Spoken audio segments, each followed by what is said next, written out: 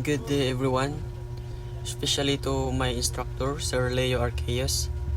And today, I will discuss the 7 common shift stress and how we counteract them on board.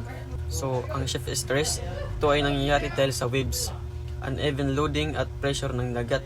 Normal ito sa barko pero kapag hindi na control, pwedeng magdulot ng structural damage at safety risk. The first is hugging. Ang hugging ay nangyayari kapag yung gitna ng barko ay nakabend upward. So, usually ito yung nangyayari kapag may malaking alon na sumusuporta sa bow at stern pero walang support sa gitna. So, ang deck ay nasa tension at ang bottom naman ay nasa compression. At ang counteract niya dito ay kailangan tama ang cargo distribution. At iwasan ang sobrang bigat sa unahan at hulihan. So, gumamit din tayo ng ludicator para mamonitor ang bending moment. The second one is sagging. The sagging is the opposite of hugging. So dito naman, yung gitna ng barko ay nakabend. At nangyayari ito kapag yung alon nasa gitna lang ng barko. At ang bottom ay nasa tension. At ang deck ay compress. At ang counteract niya dito ay dapat pantay ang loading ng cargo. And dapat always check shear force at bending limits bago umalis o pabayaan ito. At dapat hindi mag-overload ang midship area ng barko. The third one is shear stress.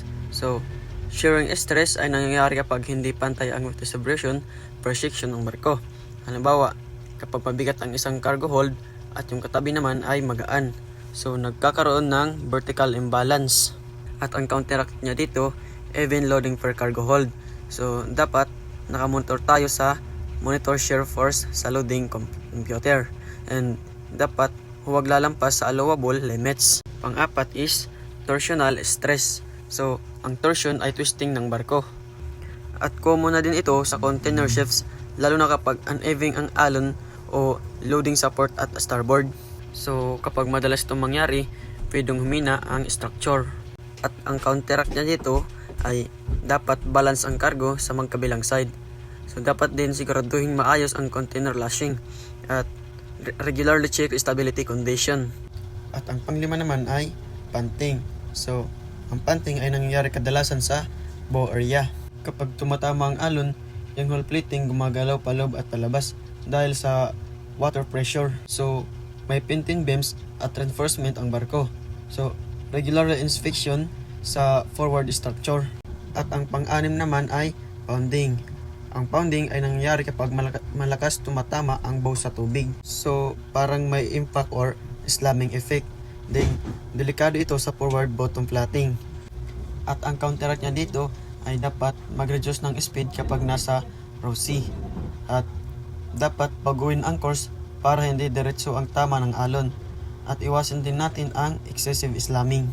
The last one is rocking stress. So, rocking stress ay nangyayari kapag malakas ang rolling ng barko. So, nagkakaroon ng slight distortion sa frame sa dahil sa side force. At yung counteract niya dito ay secure the cargo properly and adjust speed of course para mabawasan ang rolling. At para naman sa conclusion ko ay ang ship stress ay normal habang naglalayag pero kailangan itong mamonitor at makontrol. Lalo na ang proper loading, paggamit ng loading computer, regular inspection, at ang good seamanship ang susi sa safety. So kapag naintindihan natin ang shift stress, mas mapoprotektahan natin ang barko, cargo at crew. That's all for my report. Thank you. And ako nga pala si Jefferson Donghel de la Cruz, Section G2N.